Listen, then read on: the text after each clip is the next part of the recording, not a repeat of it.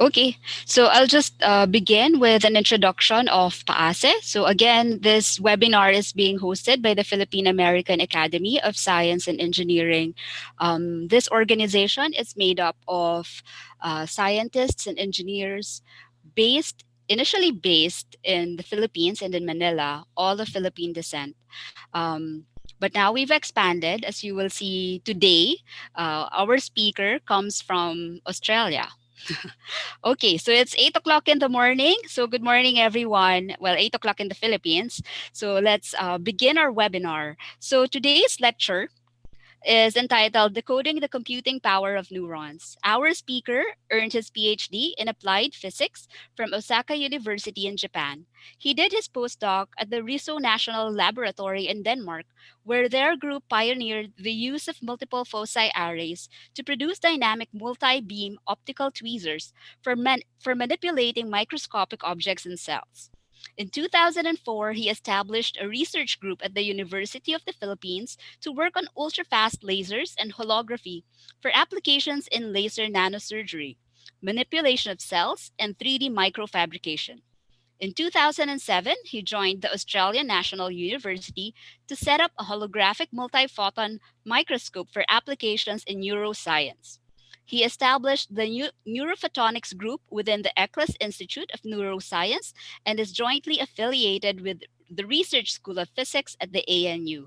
Without further ado, I would like to introduce you to Dr. Vincent Daria. Okay, Vince, you may take it away. Thank you very much, Kathleen, for the nice introduction. And thank you, everyone, for attending this webinar. I'm very pleased to share with you our work at the Australian National University. So just to give you a brief introduction of where we come from. So the ANU, the Australian National University, is in Canberra, in Australia. So Canberra is in a state or in a territory between Sydney and Melbourne, and it's a very small population of 350,000. So this is a bird's eye view of perhaps the center of the city, where you can see the university around here, and this is actually where the government offices are. Our school, the John Curtin School of Medical Research, this is the facade of our school, and it actually is home to a number of Nobel Prizes. And one of the Nobel Prize winners that's quite important for this work is Sir John Eccles, who did his PhD, also a Nobel Prize in synaptic transmission and neurotransmitters. We also have a recent Nobel Prize in physics, Brian Schmidt, who is now the head of the university, is running the university at the moment. And he did a Nobel Prize he earned his Nobel Prize for his theory and expansion of the universe. So, so my talk today is about how we actually try to solve or actually try to understand how our brain works. So most of you would have used your brain already. And in fact, whenever you see something or whenever you touch or smell or hear something, all of those sensory information goes to our brain, and then our brain would process them. And then whenever we try to act on what we've seen or what we've smelled or what we've heard, then we can act on it, like drinking a bottle of a glass of water, for example. We can control our muscles using our brain as well. So that is a very fascinating function of our brain, how we actually perceive things or how we process those information. So that will be the center of my talk. We're trying to understand how these neurons in our brain process those kinds of information. So, so if we were to build build a computer, for example, this is my former life. I used to be an electronic engineer. We can build a computer using basic logic gates. And for those of you who are engineering background, you probably would understand this, that each of these resistors, transistors can build up logic gates, and logic gates can build up some circuits, and for this particular case, memories, and eventually you can build a computer. And if you, in fact, computers nowadays have become smaller and smaller, your iPhone will probably much powerful than this first generation Mac. In order for us to build circuits, we need to know what are the inputs, how does the input actually are organized to arrive at an output, or the input-output transfer function of logic gates. Like, for example, an AND gate will give you a relationship that would look like this. And also, if you want to build circuits like this one's here, you need some tools to understand how are these logic gates organized and building up a computer. So if we were to build a brain would probably, we can replace some of the components. We can replace the components with some kind of ion channels, or these are proteins that build up what we call neurons. Neurons build up circuits, and a hypothetical circuit of this structure here would probably look like this. And eventually can build up a brain, something like that. And unfortunately, it's we don't build a brain. The brain develops by itself, and it's also what we try to do now is try to reverse engineer the brain. We don't really understand how the brain is actually built, and we're just trying to see how all of those components are functioning in the brain. So we're trying to reverse engineer the brain. And in order to reverse engineer the brain, we need to understand what, again, the input-output characteristics of these neurons, which are the fundamental computing units in the brain. So these are individual neurons. Okay, so just to give you an example of the scale of things, the brain, you can study the brain from a larger perspective, looking at a simple device, a device called MRI, where you can look at hotspots in the brain whenever it's functioning, or doing some behavioral studies. But if you dig closer into a certain region of the brain, you can have circuits where you have individual neurons. And this is probably in the order of millimeters. And this one's here.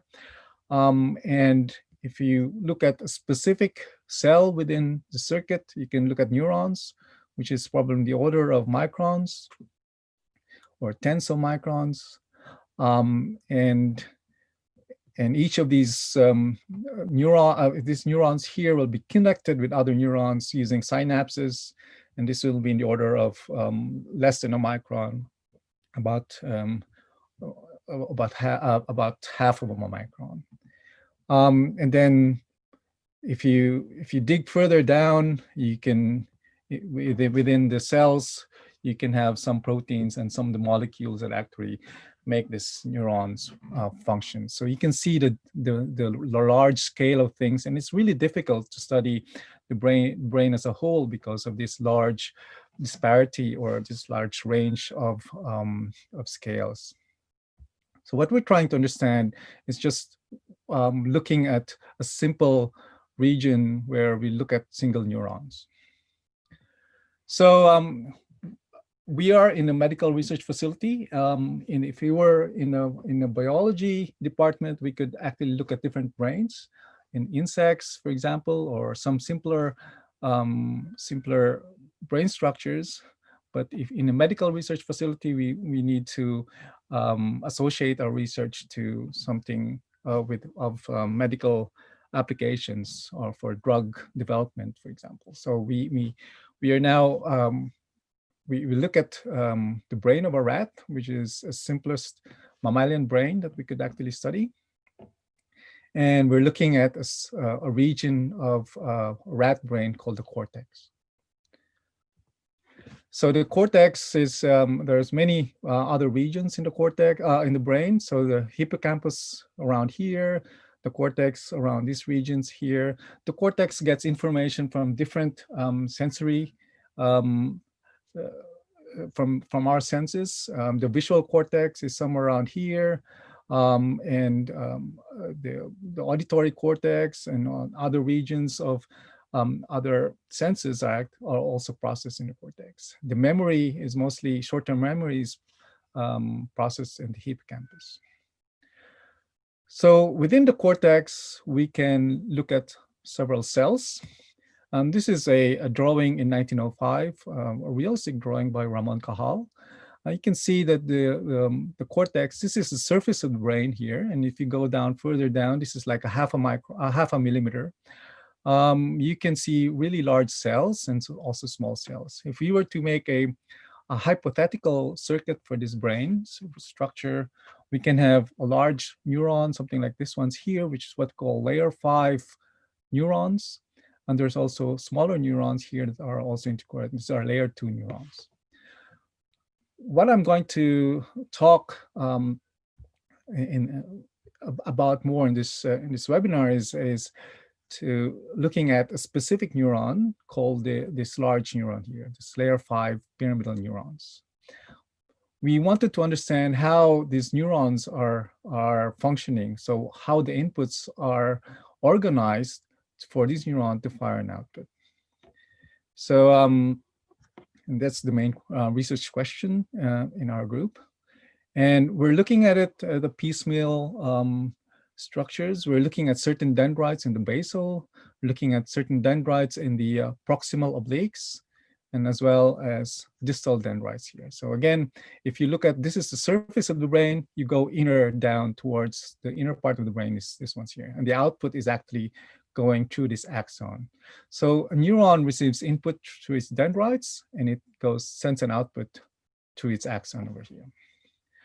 We're also interested, given that they receive inputs, we are also interested in how the information is flowing. So if you receive an input somewhere around here, how this information flows down towards the neuron and how that information drives a neuron to fire an output. So those are the things that we're trying to understand. How does information propagate along the dendritic trees? Okay. So, and perhaps later on, as I go along to this talk, you will probably see, understand how these neurons are actually operating as computing units in our brain. So our approaches to reverse engineer the brain, we're actually looking at a lot of experiments. And the experiments we do is what we call in vitro optoelectrophysiology.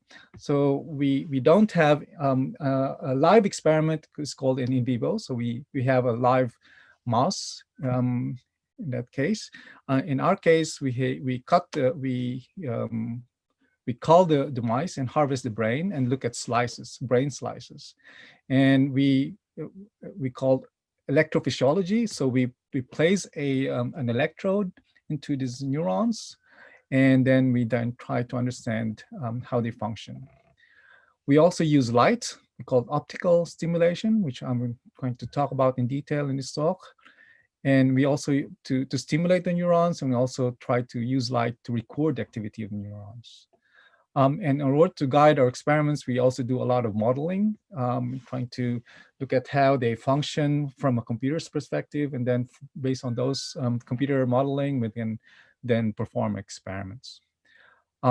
Since we're trying to understand how the neuron actually also function, it'll be very helpful if we are able to change the morphology of the neurons by cutting the dendrites and see how the neuron actually behaves. What is the importance of that dendrite in its function? Other ways our other technique to reverse engineer the brain is actually to grow neurons on a chip. And I've given this talk in the 2017 APAMS meeting in the Philippines. But this is not the topic of my talk now. I'll be mostly discussing this upper part here. All right. So neurons send information via synapses.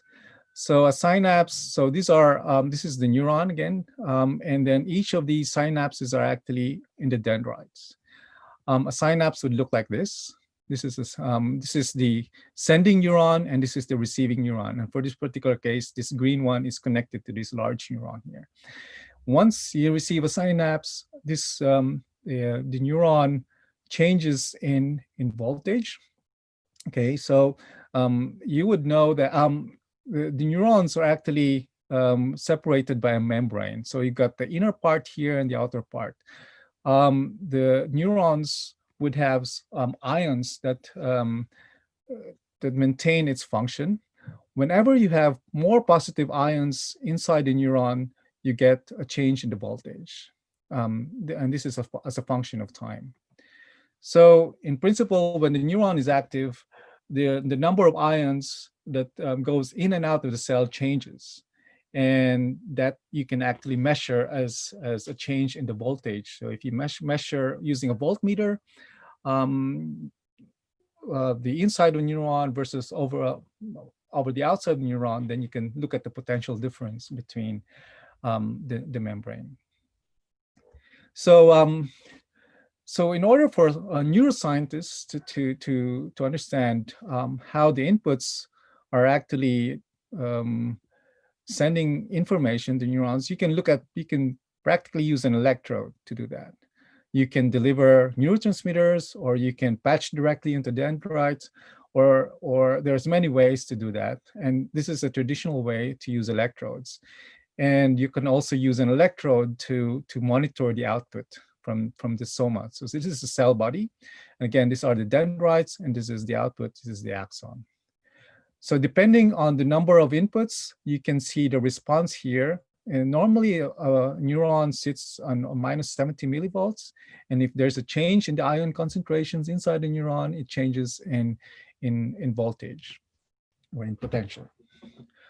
If you were to do this experiment, you can have several electrodes. You got a neuron, very small neuron inside your microscope around here, and then you get a lot of electrodes here. And our neuron receives around 10,000 inputs in order to function. So it's very difficult to simulate the function of neurons if you were to use an electrode. And note this is the tip of this one's here is around 1 micron. Any change, or if you tap the table, this electrode will get dislodged, and in fact, it's a very difficult experiment. So what we do in our group is actually to, instead of using electrodes, multiple electrodes, we have only one electrode that's attached to the neuron, and then we use light. Okay, so there's light can actually stimulate neurons, and there are many ways to do that. The basic principle of using light to stimulate neurons has been a revolution in neuroscience at the moment. So it's what we call optogenetics, where they try to encode light-sensitive proteins inside the neuron, and when that neuron, when the protein absorbs light, it opens up and allows ions to go in, and it changes the potential again. So you can see that as a change in the neuron's potential. Another way is actually to use what we call a chemical approach, where you cage a neurotransmitter, and these are proteins that are endogenous or already existing in the neurons, and these are accepting neurotransmitters. And then when you uncage a neurotransmitter, it becomes an active neurotransmitter, and again allows ions to go in, and then you can measure the voltage again. Physicists have been involved in neuroscience research for quite some time already. And in fact, a lot of other techniques have been proposed to use light to stimulate neurons. And you can either directly heat the membrane, and again, change the porosity of the membrane so that ions can go in and out. You can use a nanoparticle, you can heat it up and then change the porosity of the membrane, or you can use a magnetic particle, change the change the magnetic properties of some ions, and then allow um, ions to go in, or you can use photo switching molecules. So these are a lot of techniques, and what we're using in my group is this technique here called uncaging. So we develop a technique called two photon stimulation. The technique is based on holographic projection, which I will discuss later. But in order to do that, we need to have our sample. So this is a brain slice coming from a rat. We call the rat in the morning and harvest the brain, and then slice that into 300 micron thick slices. So this is an example of a slice of a brain slice, exposing the cortex. And there will be a lot of neurons here. And then we just look at one neuron, for example, like this. We then put a dye into this neuron and then do the two photon imaging of the neuron. So in two photon imaging, I won't go into details of two photon imaging. It's been a very established technique, but you can do a three-dimensional reconstruction of the morphology of the neuron. So you can see how the dendrites are going in 3 dimensions. You can look at the field of view. This is a really large neuron. This is like half a millimeter, but then our field of view is like 100 microns, and we can see different regions of the neuron here. In fact, we can see specific dendrites that we are interested in. Once we establish the 3D morphology of the neuron, then we can use our uncaging technique. So in two photon, this is two photon imaging. This has 3-dimensional resolution. So we can also use two photon absorption to release the neurotransmitters. And then this neurotransmitter then binds to these proteins into the cell, then allow ions to go in. So that's the basic technique. So at this particular region, we can stimulate the neurons using this two photon uncaging technique. So since neurons receive multiple inputs, it'll be nice to have multiple spots around the neuron. And how do we do that? Okay, and this is where I come from. My expertise in holography and optics brought me to the field of neuroscience. And in fact, when you have most of these inputs, then you can record the activity of the neuron as a function of time. All right, so how do we do the multiple spots across the neuron? So you probably would have seen this movie, a snapshot of Star Wars, where you've got a holographic projection of Princess Leia. Here you can see that this is just a light field, and you can see some bright spots and some dark spots here. In fact, this is a product of a hologram that's placed here and a laser probably inside. And a hologram, you can change it as a function of time. That's why you can see it moving. And that's practically how we do things.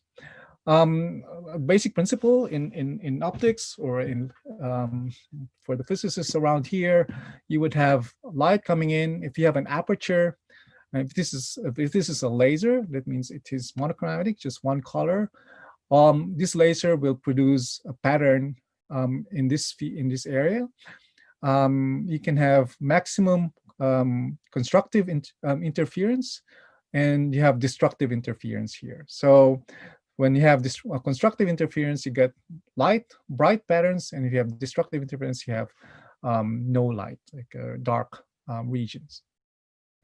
If you make the pattern more complex, you get a more complicated light pattern here. This is like a 2-slit experiment.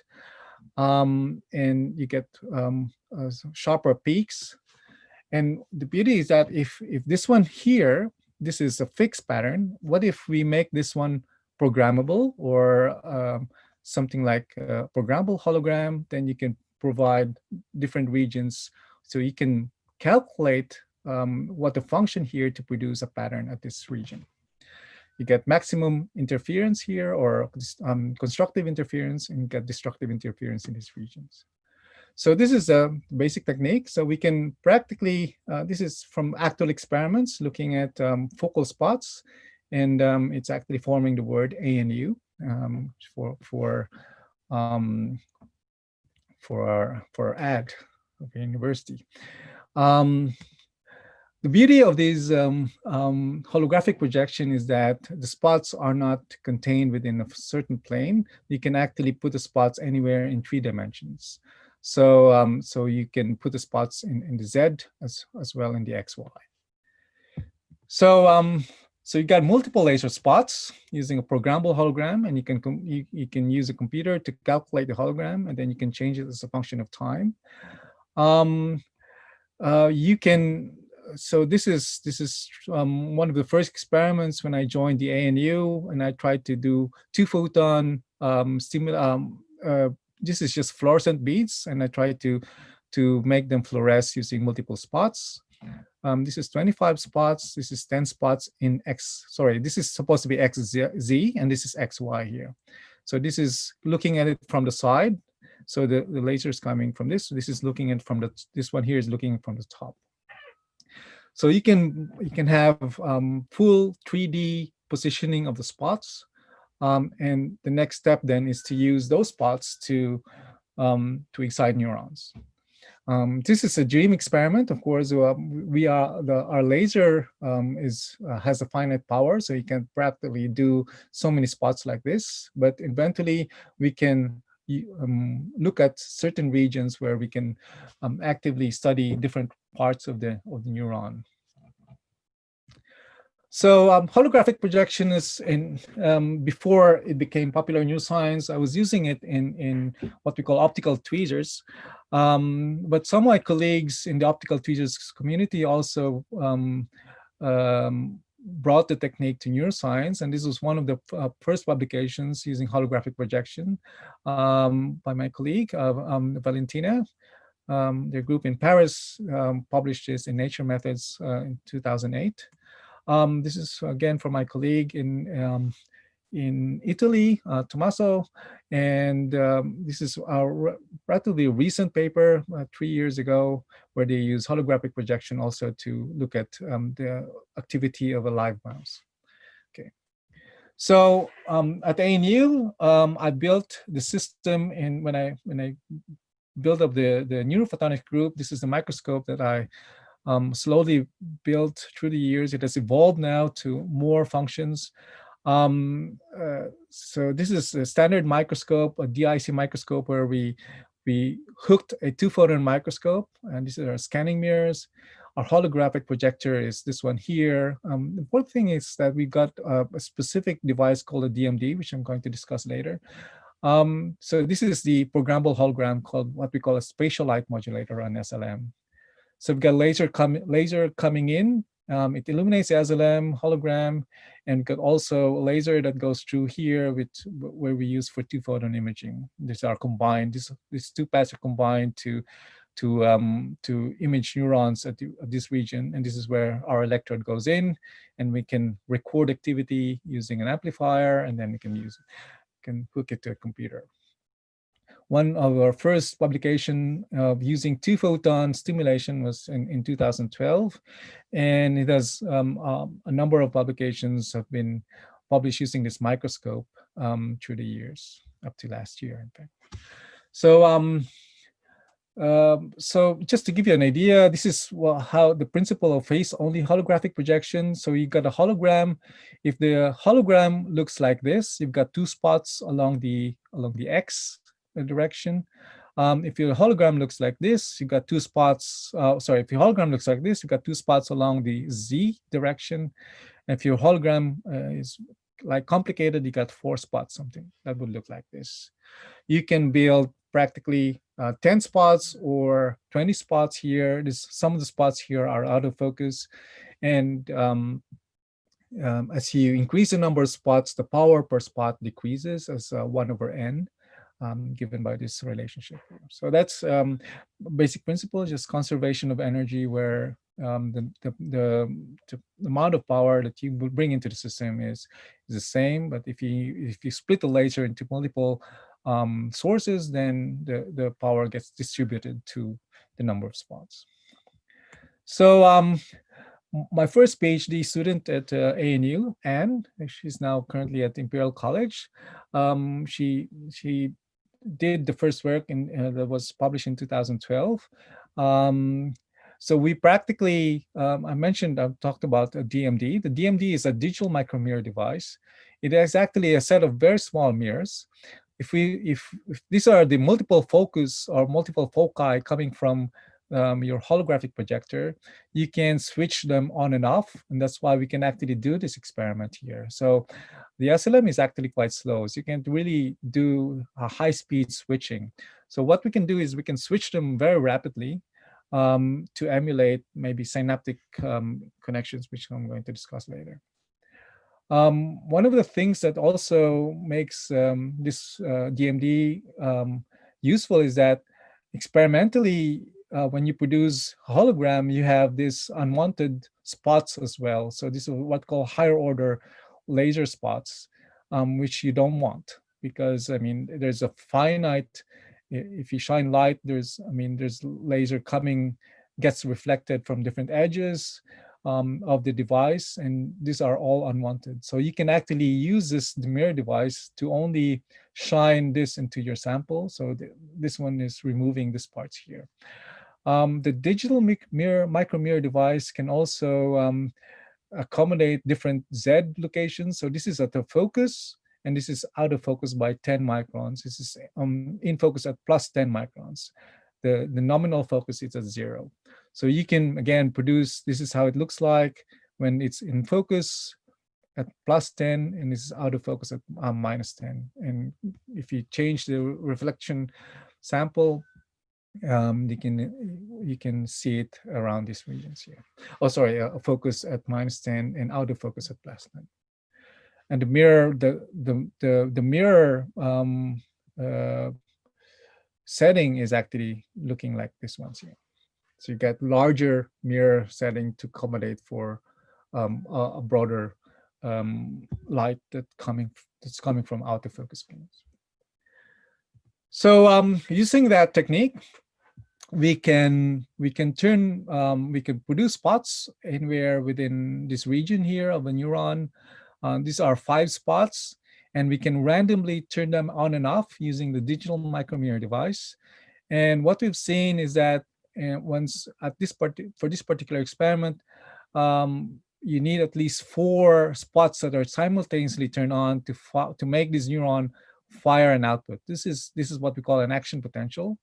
All of these outputs are what we call action potentials that are a product of a neuron receiving inputs from these regions here.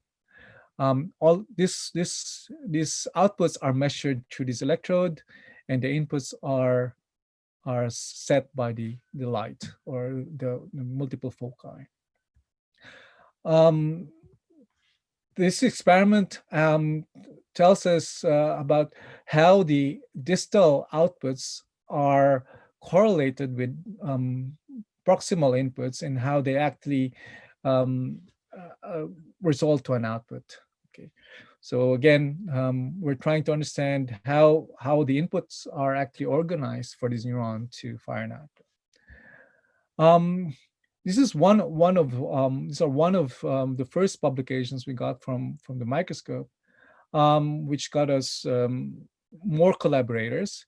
In fact, we've collaborated with a neuroscientist group in Germany at the University of Regensburg, where we built the system, the holographic system, into their microscope. And this is how it looks like. And the person who did the experiment is Max at the University of Regensburg. But then the guys who helped them was Michael, my current my PhD student, and Marianne, who used to be my PhD student, who's now at Imperial. So we helped them build the microscope, and we performed this experiment, which was published last year. we tried to place inputs into a specific set of dendrites. And in fact, these inputs are actually in 3D. So if you see these dendrites, it's actually rotating. It's not in a single plane. So some of the inputs are at different planes here. These are two inputs. These are 5 inputs at one plane, and these are 3 inputs at another plane. Each of these inputs will actually give an output, will be recorded by this electrode. These are the recordings for input 1. This is a recording for input 2. This is again the spine where the synapse would actually occur. And for this particular case, we don't want to wait for the synapse to receive inputs from another neuron. We're just using light to stimulate the input, and so on and so forth. So you've got 1 to 10 inputs, and these are, again, this is probably sitting at minus 70 millivolts, and this is about 1 millivolt change. Once you turn them one at a time or simultaneously, or one or 1 2 simultaneously, 1 3 simultaneously, you get this different responses. And if you turn them on all together, you finally get an output. So for this particular experiment, you need at least 10 inputs to drive the neuron to fire an output. And this is at the dendrite, at this particular region called the basal dendrite, and these are the input organization. We can look at different dendrites as well and see how the neurons or dendrites are responding to that many inputs. And we've looked at several. If the inputs are linear, so if they just add up all together, it will follow this line.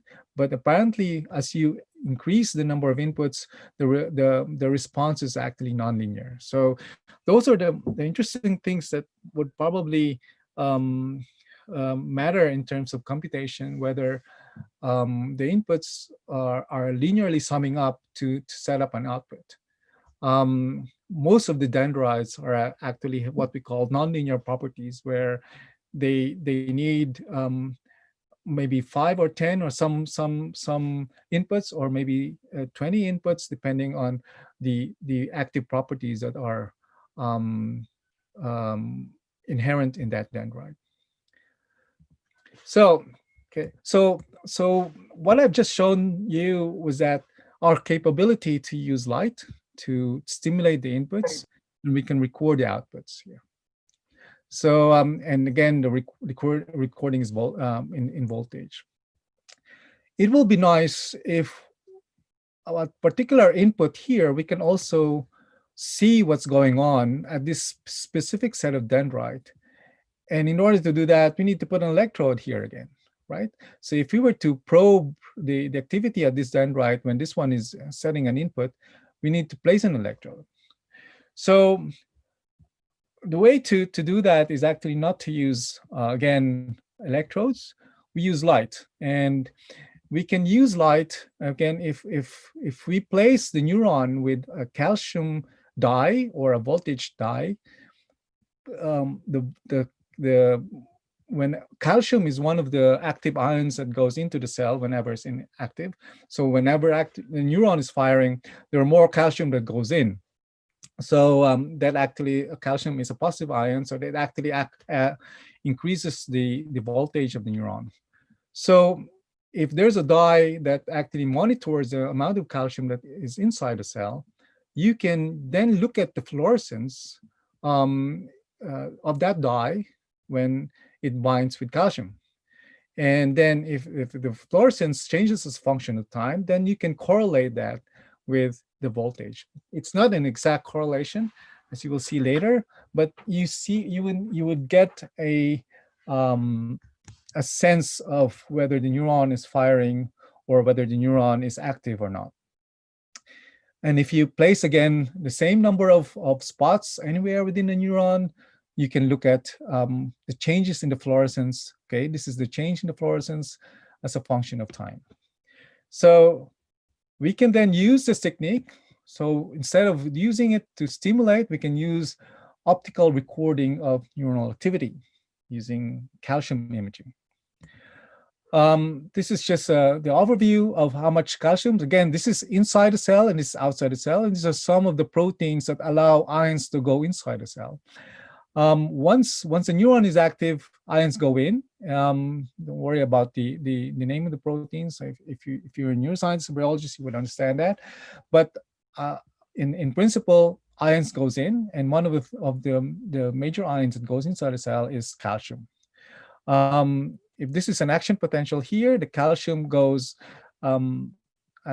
this is the amount of calcium, this is calcium concentration here, and then it goes as a function of time, follows like this. So calcium goes in, and then calcium goes out as well. This is a simple experiment where we did in the lab.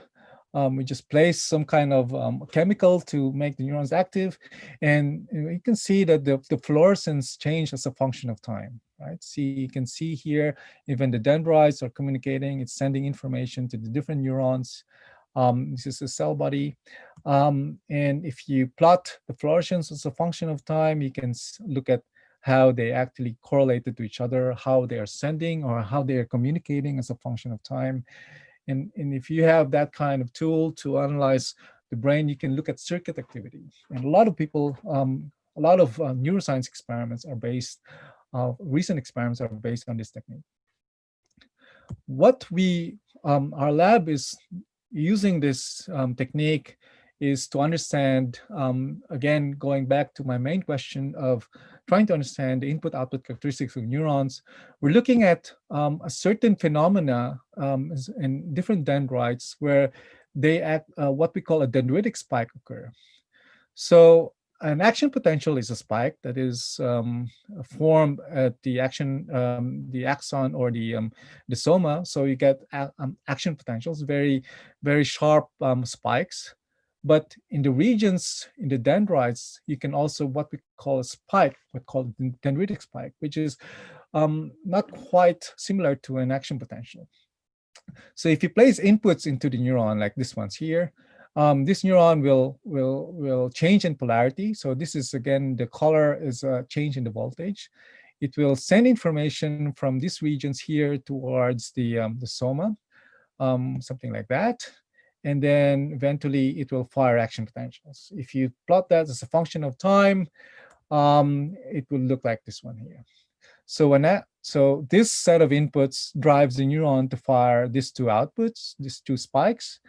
But before it did fire these spikes, it produced a dendritic spike at this region, which is a lot broader. In fact, it's the voltage is a lot higher. So this has been research has been going on for a long time. In fact, this dendritic spike at this region has been proposed since 1999, and what we're trying to understand initially was how this dendritic spike is actually setting the set of inputs to produce an output from this neuron. Another way to produce dendritic spike is that if this one is firing action potentials, the action potentials actually back propagates to the dendrites.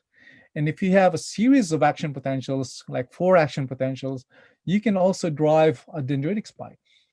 So, depending, if you look at information that goes into a highway, so if you look at this main branch here called the apical trunk as a highway, you've got some roads going in. So if you count the number of cars going through a highway, some of the cars would go into the side roads. You end up lesser cars here. And that's what we originally wanted to understand, is how this set of dendrites are actually impacting the flow of information. In fact, if you fire action potentials, something like this, 4 action potentials, it drove this part to have dendritic spike, similar to what you've shown earlier. But the set of dendrites here are actually also getting some information, or getting some voltage due to the back propagating action potentials. So the question that we're trying to understand is how does this set of dendrites are actually impacting the flow of information, or can these dendrites evoke dendritic spikes itself, not just in this region? So that's what my recent PhD student did for his work. Michael is actually in the audience. He did numerical modeling to look at dendritic spikes first, um, and look at different regions. So in a computer, you can place an electrode everywhere because there's no physical limitation. You can practically model everything, and you can place an electrode anywhere you like. Um, and you can look at the voltage, how it changed, as long as you have a realistic model. For this particular case, he was able to model the dendritic spike at this region here, where you get this large spike only at 100 hertz spacing between these action potentials. If you have 90 hertz or 1 over 90 hertz spacing or 90 hertz frequency of this spike train, you don't get anything. So you sort of kind of get some kind of switch where it's a frequency dependent switch. Below 90 hertz, you don't see a dendritic spike, and if you have above 90 hertz, you get a dendritic spike, something like this. So you produce this only when you meet certain frequency to fire a dendritic spike. What Michael has shown is that he was able to see a similar kind of dendritic spike occurring at this region here, at what we call oblique dendrites. And this is the same, this is the oblique dendritic spike that he was able to observe numerically first. And it has the same characteristics. Below 35 hertz or 30 hertz, you don't see anything. At 35 hertz, you do see something. So it's a much lower frequency compared to that. And it goes similar pattern that would look like this one here. So this was in the model. So to verify that model, again, we use our technique, the multi-site 2-photon imaging, to look at different regions of the dendrite. And we can look at dendrites here, and we were really interested in the set of dendrites that I just mentioned earlier. So this is how it looks like from if you look at the different planes of the neuron, and if you place your spots, these are the spots. Let me see, just will come in later. Yep, these are the spots here, and if you look at the flicker of those spots, you can see how it's affected by back-propagating action potentials. So we introduced the action potentials using the electrode. Now we're not using the electrode to record activity, but to drive the neuron to fire action potentials. So we're putting current in, and it's firing action potentials, and then we're recording the activity from the dendrites. So that experiment actually gave us that the model is actually correct. We can see a dendritic spike at these yellow regions here. The red ones we don't see, so that doesn't happen everywhere. Most of the red one here is at the trunk. This is a trunk here. This is a dendrite, but then it doesn't happen in all dendrites. It happens on specific dendrites. But in a dendrite it's occurring, it actually produces a very nice, what we call dendritic spike. This is a measure of the calcium whenever you have two spikes. And if you plot that, the step function again as a function of frequency, you see that it has again a frequency response, a step in the frequency response. Other dendrites doesn't have, but for this particular set of dendrites, these yellow ones here, it will have almost the same profile as this. Okay, so there's a big jump in calcium for this specific set of dendrites that Michael is looking. Again, we can put a curve, we can fit the curve by a sigmoid function, or that would represent a step function. Aside from the fact that you can see the response of the dendrites, you can also record activity from the soma. So it's what we call after depolarizing potential. So this is the model. So this small bump here, you can see it measured by this electrode. This bump here is also measured by this electrode. From experiment, we can look at that. Again, this is the measured response from this electrode here. Below 40 hertz, you get nothing, and you get above 60 hertz, you get this bump here, which is at this region here. So again, we see that also in experiment. If we plot the after depolarizing potential, or the ADP, you see this step function, which is nice step function for some neurons. Some neurons actually have this kind of two-step function. This is actually brought by the dendritic spike at this region here. But this one here is specific for this set of dendrites. Again, so we know that the dendritic spike that we found numerically also exists in experiment. And we've done that using the technique that I just described. But what if we cut the dendrite? Can we actually observe changes in the neuron? So during Marianne's time as a PhD student, or a few mistakes ago, we actually developed what we call a laser dendrotropy technique, where we try to cut dendrites, and we've done that systematically, trying to understand how the importance of different dendrites and its functions. This was published about 4 years ago, and actually meticulously cut all the a certain set of dendrites, and see how it affected the function of the neuron. So once you cut the dendrite, the neuron is still alive. It seals back after the region where it was cut. It seals back within 5 minutes, and then you can see the neuron functioning again. But it functions differently after cutting. So, and in fact, this paper that we published in 2016 describes all the details and how to keep the cells alive after cutting. Or I mean, of course, if you shine too much light, then the cells gets dead. But you need to keep the cells alive after cutting. And Michael has applied the technique to study the dendrites. And in fact, the step function before cutting the dendrites is cut a certain dendrite here, and after cutting, this step function was gone. The cells is still alive because it's still firing action potentials here, but then this bimodal changes in the ADP, you don't see that after cutting. So again, this is again a proof that this dendritic spike occurred at this specific set of dendrite that was cut. All right, so what are the implications of what I've just mentioned, or I just talked about?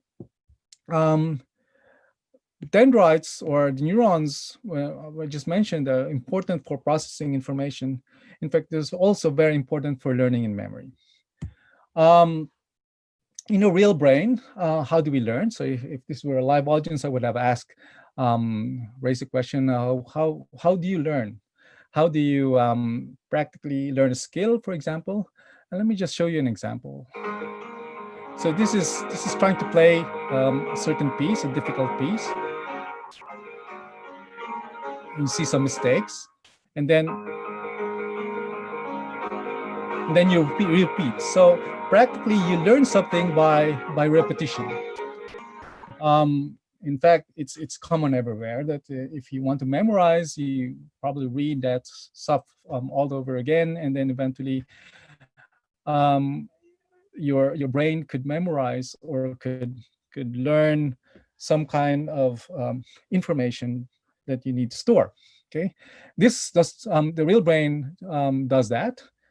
In fact, artificial brains also do that. So the neural networks have connections between the neurons, and the connections between neurons are called weights. And this is actually, the weights are associated to the strength of the synapse. So the synapse is actually connected to from one neuron to the other neuron, and this is how we learn. This connections between these neurons actually increases in strength if you have learning. And this has been proven, this has been a dogma for quite some time, is what we call you change the synaptic strength called spike timing dependent plasticity. So whenever this neuron drives, sends an output, and it drives this neuron to fire an output, you've got an increase in synaptic strength or synaptic weights. The strength of the synapse is dependent whether this neuron here is resulting for this neuron here is resulting for this neuron to fire. If this one happens after that, is well, this is what happens. So the neurons, they're not correlated. So that the firing of this presynaptic neuron is not correlated with the output of this neuron. But if they are correlated, if this one is driving this one to fire, then they are increasing in weight. And if you do that in repetitions, so these are actually number of repetitions. This is an experiment in 1998. You can increase the synapse. And what do you mean by increasing the synapse? It's actually physically changing the size of the spines that are connected. So this is the presynaptic connection, the bouton. This is the receiving region called the spine. And when you have an increase in synapse, it's either you have an increase in the number of channels, or practically this one increases in size. So when this one is increased in size, you got a higher change in the potential. So it makes the neuron more receptive to inputs or to change in the ionic concentrations inside the cell. So when you have, and this doesn't happen in single neurons, it happens on all of the synapses, depending on you learn. So whenever you learn something, or when you see, you memorize a face or you recognize the face, it's practically a memory, a synapse that is inside, that is represented as a strength in the connections between your neurons.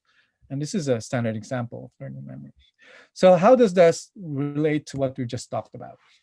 Okay, so if this one if this neuron here is sending information to this one fires an action potential, and eventually this neuron will see this just as a blip. Remember in my first part of the experiment, where each of the synapse here is just giving us maybe 1 millivolt change, and this is just 1 millivolt change. This is the size, the difference between the size of an action potential and the 1 millivolt change over here. You need quite a lot of inputs to make the neuron fire an output. If you have a dendritic spike, or this neuron, if this dendrite here is already changed in polarization, that would look like this one that I've shown earlier. Whenever you have an input within, or whenever this neuron fires an input within this range, this will eventually, because this is already depolarized, it will, the chances of this neuron firing an action potential is very high. So in principle, the dendritic spike drives this neuron to fire an action potential, and eventually, if it's from the STDP technique or theory, the synapse gets stronger as you repeat it. So dendritic spikes is really helpful to drive inputs to an output. Okay, and this, in fact, dendritic spikes in these regions here in the apical tuft has been well studied. These regions here, but what about these oblique dendrites? Okay, in fact, I mentioned earlier that we tried to look at the study by studying the obliques, how they affected dendritic spike that is propagating. But we found out that actually this obliques also has dendritic spikes. In fact, this set of dendrites have been overlooked by a lot of neuroscientists. If you look at this picture here, this is the trunk. Oh, forget about my bike. What I'm really interested here is that this apical, this trunk of a tree would have oblique branches, which are actually outgrown. And some of the theories that these oblique dendrites are actually old dendrites that has been there when neuron is young, and when they outgrown it, most of the function is actually in the apical tuft, where there are leaves in here, so there more sunlight, but these regions here doesn't have anything. They're just old dendrites that doesn't function anything. So nobody has actually um, brought attention to this set of dendrites for quite some time. So what we've really shown in the work by Michael is that this set of dendrites are not um, have function, and they can actually provide what we call dendritic spikes as well. And in fact, in fact, most of the a lot of some inputs actually go into these regions, and that's important for also sensory information. Um, and in fact, yeah. So what we've shown is that dendrites, this region here, provide dendritic spikes. They can actually help this neuron um, make firing more probable. So in summary, we've shown you a technique called holographic projection, and we've used it to produce synaptic inputs to specific set of dendrites like this one's here, and we can make them fire outputs. We can use the same technique to do calcium imaging, and then we've got also um, use it to look at specific set of dendrites in the apical. Okay, just to give you proper context, the dendritic spikes that we mentioned happening in these regions here, the apical top, has been studied since 1999. In fact, they have Matthew Larcom's group had a recent paper in Nature last year that these dendritic spikes also occur in human neurons. So most of the neurons before, most of the studies before were rat neurons, but here I think it was sometime middle of last year they published that it occurs also in humans. My collaborator also published work that these dendritic spikes occur in the basal dendrites. But the new thing about this study with Michael is that these dendrites are also very helpful in terms of function. So with that, I would like to thank my collaborators. The work on dendritic spike was done by Michael. He just finished his PhD. In fact, he's got his PhD approved in March, and he went home as well in March. He's now in the Philippines looking for work, I know. You're welcome to hire him. He's a very intelligent and very skillful guy. He plays a lot of piano as well. Um, Hans has been my mentor for quite some time. He hired me to ANU. Brian did some of the modeling.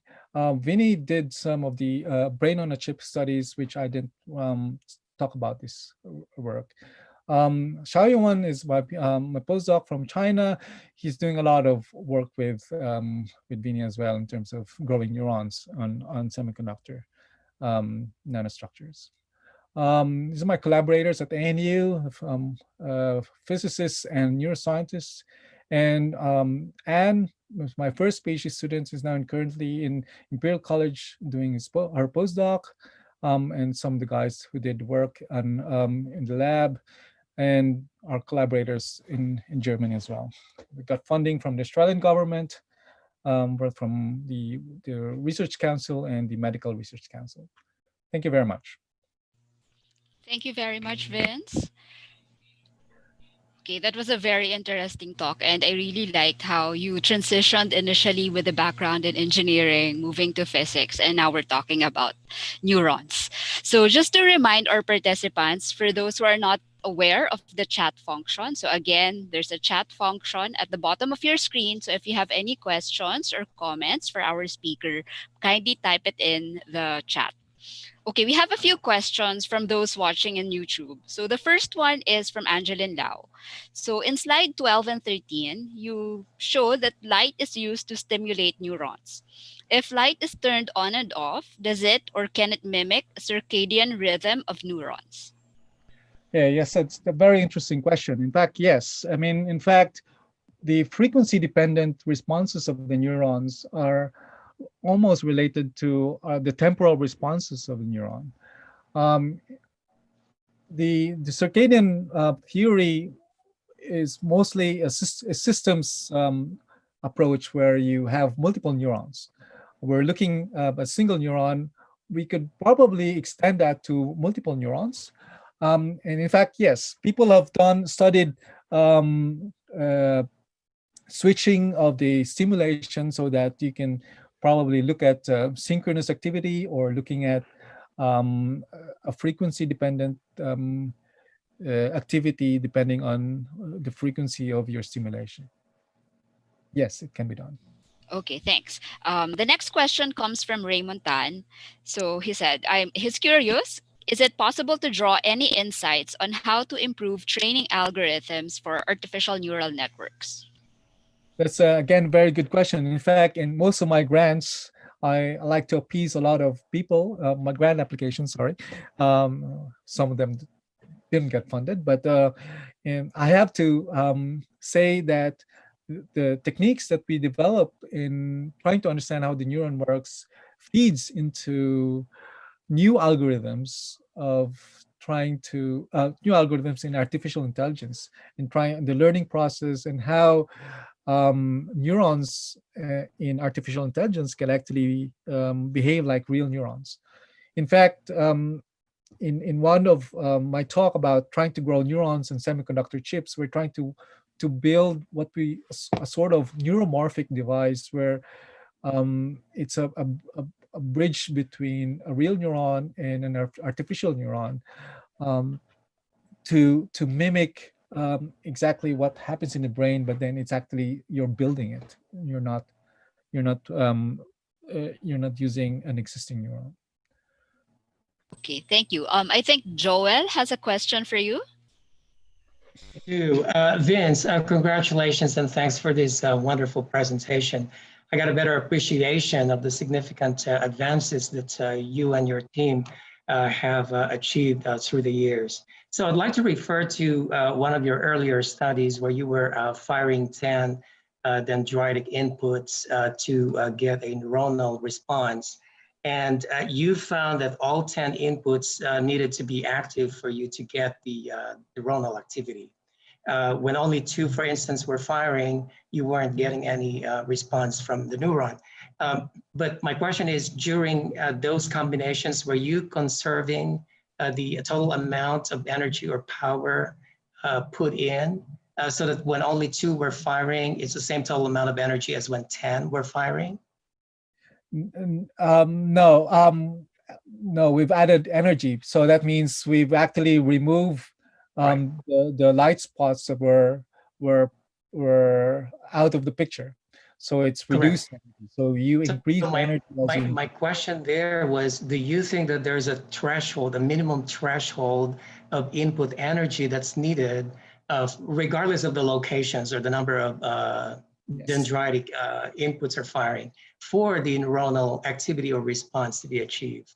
It's a very good question. In fact, there is a threshold, and it's about a certain millivolts from the resting potential. It's called it's about 40 millivolts, and you need to surpass that All right. that threshold to make the neurons fire, and in Right. fact that makes them the neurons nonlinear because of this threshold.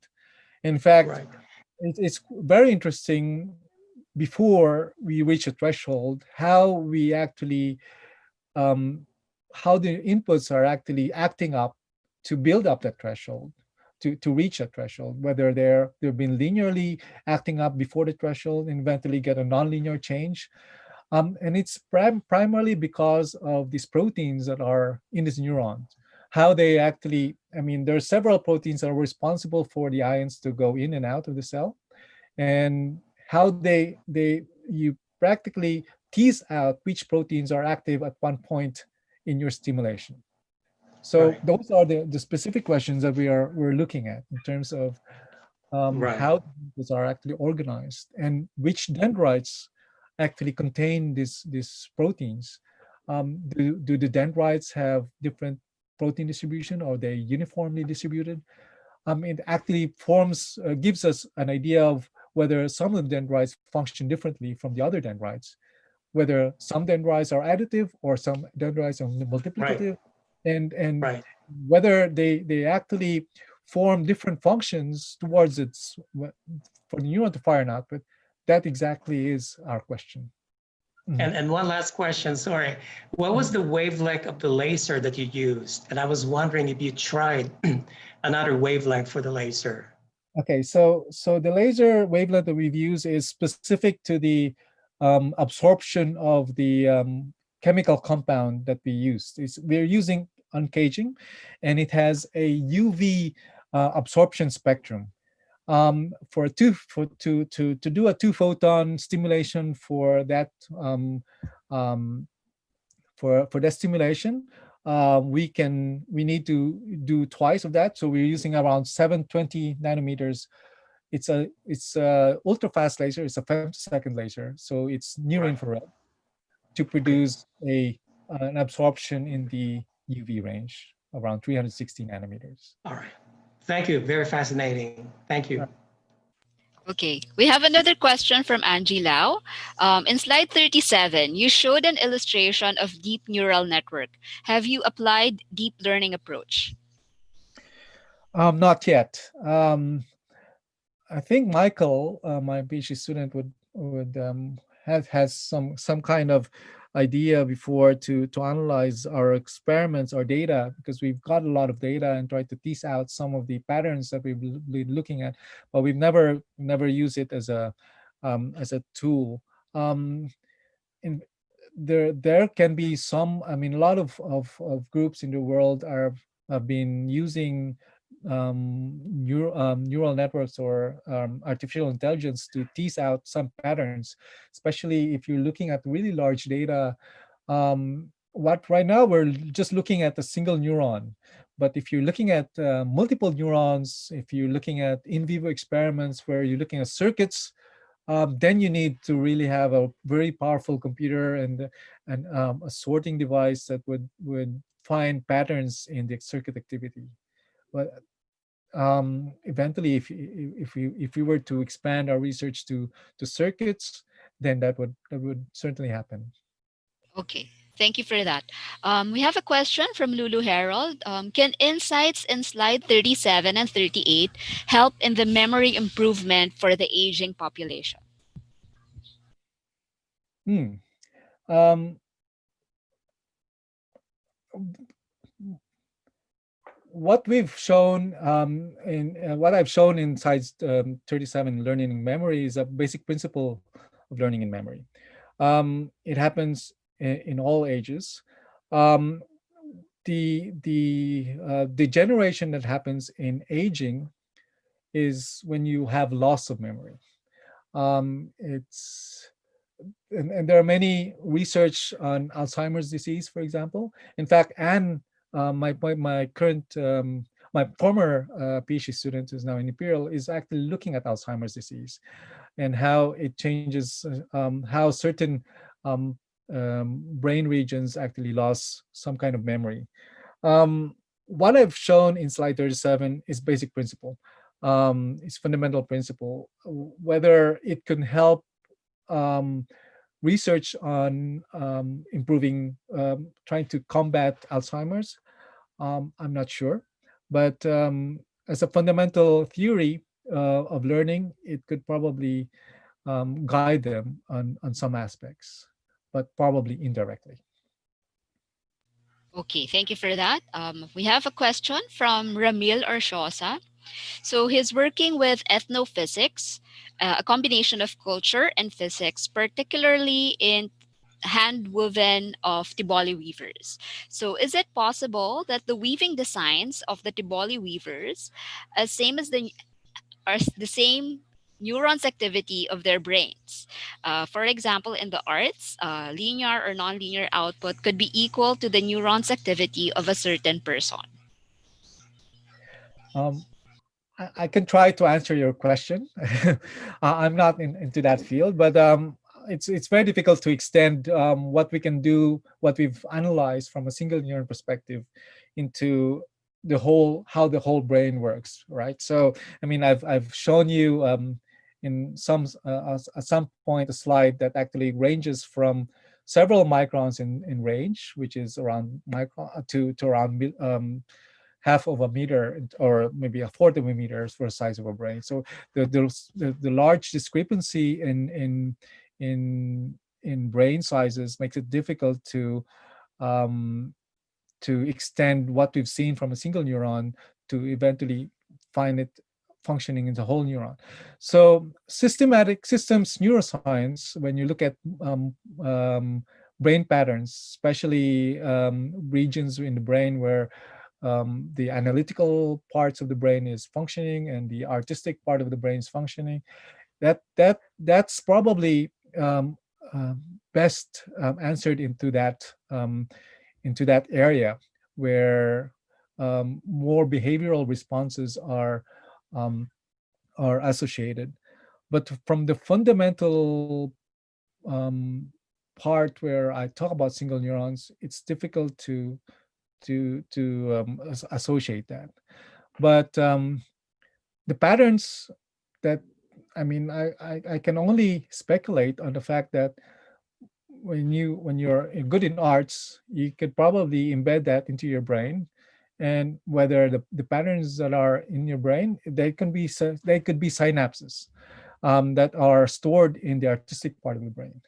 There is a lot of work looking at what we call memory engram. So an engram is actually how the synapses are actually formed in specific circuits in the brain. But they can do that. They can do that in rats, for example. I'm not sure. They haven't done that in humans. They're looking at how a certain memory is stored in the brain in terms of synaptic connections and so um, eh, and since they can only do that in rats, they can only do that in simple they can only do that in simple um, behaviors of rats, like maybe navigating through a maze or navigating, looking for food and something like that, and not from the artistic point of view. Okay, thanks. We have a question from Edsel Peña. So it was a very nice talk. How will it help understand how humans make decisions? Say, for example, I have an apple and a banana. How do I make a decision which one I will consume? And how does my brain or how do the neurons process this particular problem? Oh, well, it's a very good question. In fact, in one of my introductions in several mistakes ago, um, uh, I was actually relating that the neurons receive multiple inputs. It means it receives multiple information simultaneously. Whether the neuron would fire, it does not. It does not fire only from a single train of thought. You get multiple train of thoughts. So if you were to select a lot of things between two objects or two decisions, you get information from several sources in your brain. You get information from your memory. You remember that it's actually good that the apple tastes better than the banana, but then the banana actually looks more fresh, something like that. So you get new information on the freshness that comes from your senses, but your memory tells you that the other one tastes better. So in a way, once all this information gets processed by a neuron, um, you then the neuron tends to decide, and whether that translates to the brain functioning, it's still difficult to make a conclusion out of that. But in a way, what we're trying to do is that we're not making the neuron just receive inputs from a single source. We're trying to understand a holistic point of view where a neuron receives multiple inputs. Um, Okay, Edsa has a follow-up question. Do you think that we are using some form of evaluation function? Another very great question, and I don't think I can answer that. And that's one of the things that's just probably really interesting in this work, because there's so many questions that you can actually ask, whether and based on our experiences. Um, what we can show from the rat's point of view, from the rat brains, is that they can navigate, they can smell, they can see things. They have a visual cortex as well, um, and whether although those uh, information goes down to a single neuron or multiple neurons, whether each neuron would actually eventually find the proper way to process that, it's still a very big question in neuroscience. Okay, thank you for that. We have a question from Al Serafica. How did dopamine affect the neurons in the movie Awakenings, causing the catatonic patients to dance again? All right, so dopamine is again a form of neurotransmitter. It's like what I've shown you earlier is a neurotransmitter called glutamate. Okay, so dopamine is one of those families that actually gets activates a protein that would make the function, make the neurons receive ions. Okay. Um, there are many other neurotransmitters like serotonin, and I think dopamine is mainly. I try to answer your question. I'm not a neuroscientist, but then from my basic understanding is that um, it uh, responds to pain. I think from my from my memory. I'm trying to use my brain to understand it. I don't know what happened in that movie. I haven't seen that movie, but then it could affect some of your brain function whenever when you block a certain protein to respond to dopamine, for example. So if you practically change your neurons not to receive dopamine, then it could affect your behavior. Similarly, if you block pain relating proteins in your neurons, you don't feel pain, and that's what practically you would still have a scar, but then your brain will not feel any pain because of the pain relievers.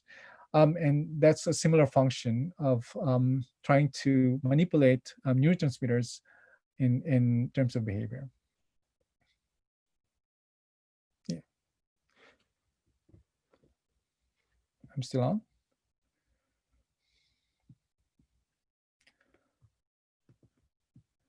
Hello. Hello, Vin. Sorry, I think I lost you there. Mhm. Okay. Did I was I Um, caught? y- yeah, I think. Yeah, can you? Yeah, I think you were talking about. Yeah. How the dopamine can. Can change the behavior. Yeah. So it's again, as I mentioned, it's like a pain reliever, or that blocks a certain proteins to receiving some kind of neurotransmitter, and it changes your behavioral responses. Okay. Thank you for that.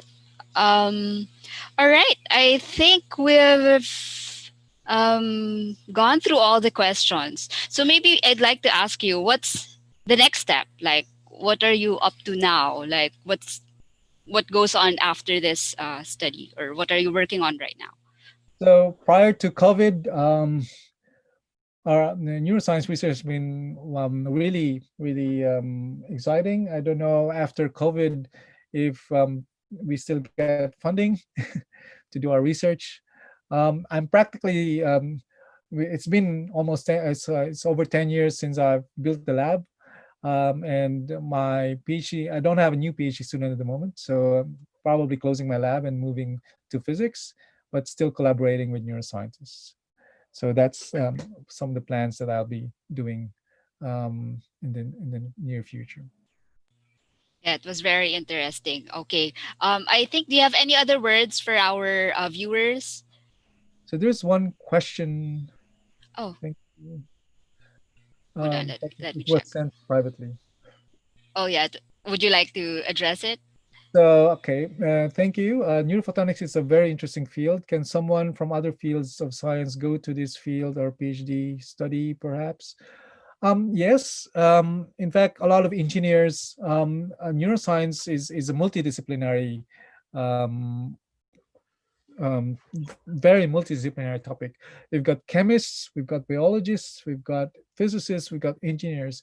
is actually giving a lot of technology, building microscopes, building amplifiers, building electronics to read neurons, read the brain is cannot be done by one field of science. It's very multidisciplinary. So yeah, you can start to be an engineer, and in fact, a lot of topics in bioengineering is actually very helpful in this field.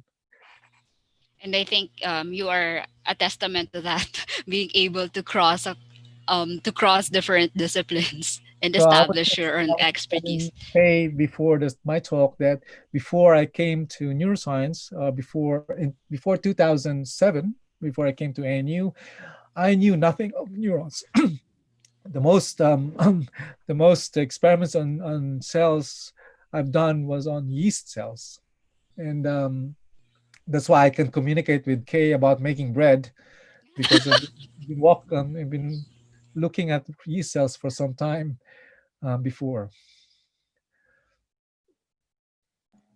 All right. Okay, Giselle sent me a message that she has a question. So while we're waiting for that particular question, maybe I'll announce first our lecture for next week.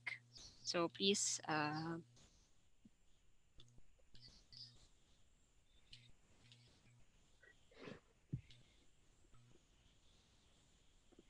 okay, so I hope you can see my screen. Yep. Um, Okay, so we have our lecture today, and next week it's going to be our 10th lecture. We're going back again to COVID 19.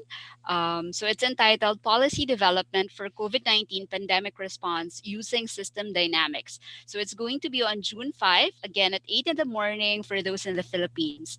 So our lecturer is Dr. Charlie C., who is an associate professor and research fellow in the Department of Industrial Engineering of De La Salle University. So she obtained her PhD in Industrial Systems Engineering from the National University of Singapore. Together with Charlie, she will be joined by academician Alvin Kulaba, who is a known expert in engineering systems modeling. So if you're interested to join that webinar, please register at bit.ly/CharlieC. So that's CharlleSy. Okay. Um, so again, oh, okay. This is the, hmm, okay, I'm not sure. Okay, I'm not sure about the question. Okay, anyway, so for those who would want to follow PAASE and its activities, the Philippine American Academy of Science and Engineering has its Facebook page.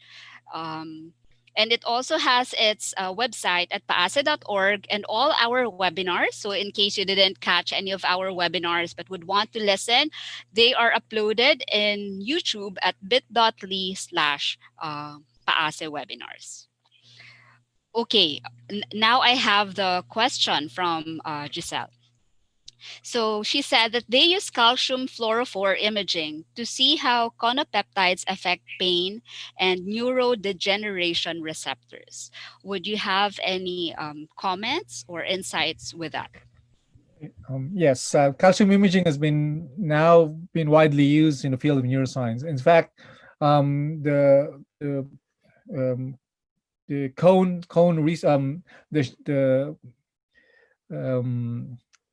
shell cone research by Giselle that actually provides a good um, pain relievers goes through the brain as well. So I mean, I mentioned earlier that whenever you feel pain, you just drink a pain reliever, and that the cone research done by Giselle and Baldomero Oliveira's group and has been really important in neuroscience, because they practically all the information goes to the brain, and how the neurons actually deprive feeling deprive the animals from feeling pain. Yeah, different areas of the brain regions have been studied, and calcium imaging, you can what I've shown you is that a dye, you can practically use a dye to do calcium imaging, but a lot of work now has been using genetically encoded calcium indicators. So you look at a live mouse, and these fluorophores, not just, they're not molecules anymore, they're incorporated into the proteins of the animals and genetically encoded into the animals. And if you use that for pain research, and you can use the same microscope that I've been using, then you can look at the activity of neurons without using a dye. Right now we can use a dye because we can look at a single neuron, but if you want to do live experiments, it will be difficult to use a dye. It will difficult to use a fluorophore. The best way is to use genetically encoded calcium indicators.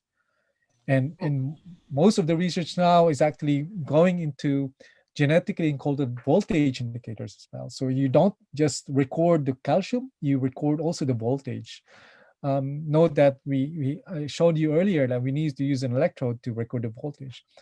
But a lot of research now is working into using voltage imaging as well, not just calcium imaging.